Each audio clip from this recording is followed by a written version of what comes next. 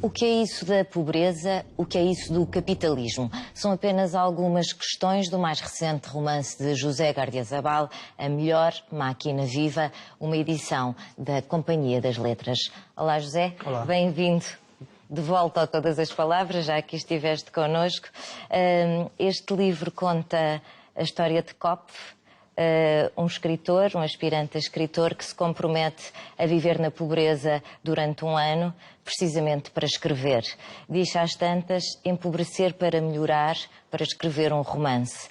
É preciso ter a experiência e usar a máscara para escrever, ou é necessário caminhar rumo ao outro? É uma perspectiva interessante. Realmente aqui há um mecanismo formal e um pouco artificial e fácil, que é experimentar o mundo da pobreza e a condição da pobreza como forma de inspiração e de trabalhar uma obra. Mas, de facto, esta máquina, entre outras, pode ser uma alternativa fácil à aproximação do outro. E talvez seja um dos temas deste livro, é essa dificuldade da aproximação do outro. E não tinha pensado em termos desse contraste, mas é interessante. Os procedimentos, os processos, a pobreza, a escrita versus a atenção e a real empatia pelo outro. Porque aqui, às tantas, esta decisão acaba por criar um mecanismo artificial de aproximação ao outro, não é? Também és escritor, esse modo artificial de aproximação ao outro resulta em literatura, ou achas que à partida seria um projeto falhado? Não, eu até acho que não é nada um projeto falhado pensar na literatura como aproximação ao outro. Sim. Acho que, apesar de haver camadas de trabalho, de superficialidade, é realmente uma boa máquina de empatia. Não sei se é a melhor máquina, a literatura, mas é um bom processo, uma boa máquina. Estava a pensar hoje de manhã aquela citação de Guerreiros, que já se inventaram todas as palavras para salvar o mundo, só ainda não se salvou o mundo. Eu primeiro tenho algumas dúvidas que salvar o mundo como obsessão seja o mais importante. Mas eu acho que ainda não se inventaram todas as palavras para salvar o mundo. E eu vejo a literatura como um contributo para isso, para mudar e melhorar algo com que nos importamos. Sim.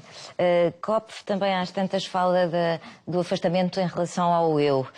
Mas a verdade é que ele vai escrevendo, e nós temos aqui passagens em itálico que são supostamente escritas por ele, ele vai revisitando o eu nessas passagens.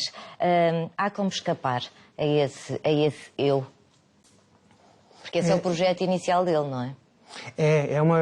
Exatamente. De facto, há aqui um afastamento inicial, decidido, metódico, que envolve a literatura, e depois vamos espreitando numa espécie de romance paralelo o que ele está a escrever, e realmente aí ele não está nada liberto do eu, está completamente agarrado ao eu, que é um eu anterior, de certa forma, mas que tem consequências no futuro. E há um contraste entre esse Kopf adulto que está determinado ou quer ser escritor e tem um processo, versus o Kopf que ele escreve sobre o Kopf criança, em que ele é praticamente não tem tanta autonomia.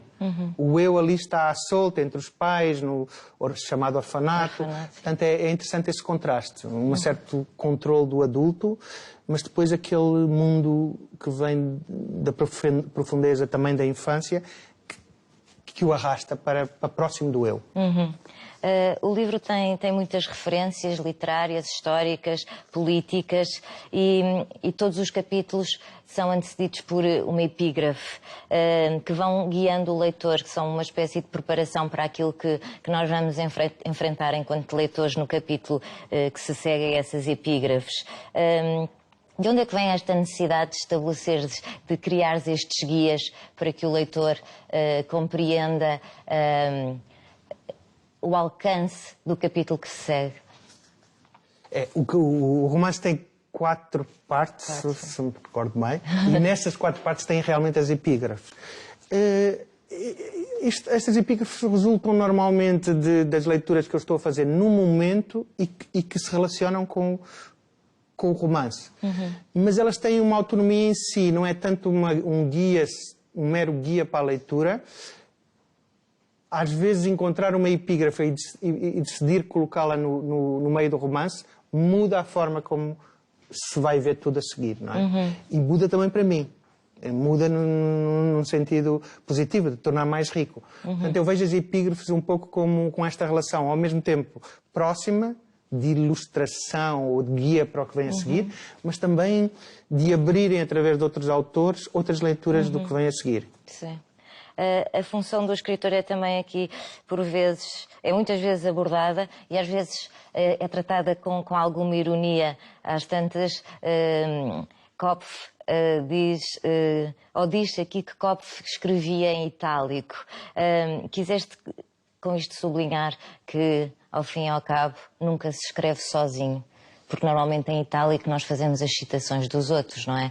E aqui ele também está a citar um outro que ele foi e, portanto, nesse caminho que ele está a trilhar para conseguir tornar-se um escritor, ele, no fundo, nunca abandona o outro. Sim, eu acho que alguma ironia talvez seja uma visão um pouco benevolente, porque acho que eu tenho que controlar um pouco a ironia, embora acho que há uma medida certa. E há também uma ironia sobre a escrita e a literatura, não diria o meio literário, mas a literatura. Há um momento em que Kopff se torna escritor, se sente escritor e tem este impulso, julgo que é de dizer mamãe, sou escritor. E, portanto, há aqui uma certa brincadeira com uma visão um pouco idealista do escritor como alguém que se está separado dos outros e é visto num ponto mais elevado, não desvalorizando a literatura, mas também é preciso ir minando a literatura à medida que a fazemos. Sim. Parece que aqui também neste livro, e lendo tudo e depois conjugando ou percebendo as relações de Kopff com os pobres, com a comunidade de pobres em que ele se integra, e também depois com outra figura muito importante neste livro, a mulher que é multimilionária, diz aqui. Parece também que aqui está condensado neste universo de pobres e ricos, de homens e bichos, todo o mundo, ou seja, todo o mundo que nós conhecemos. Este livro é sobre o estado das nações hoje em dia. É uma reflexão sobre o estado do mundo.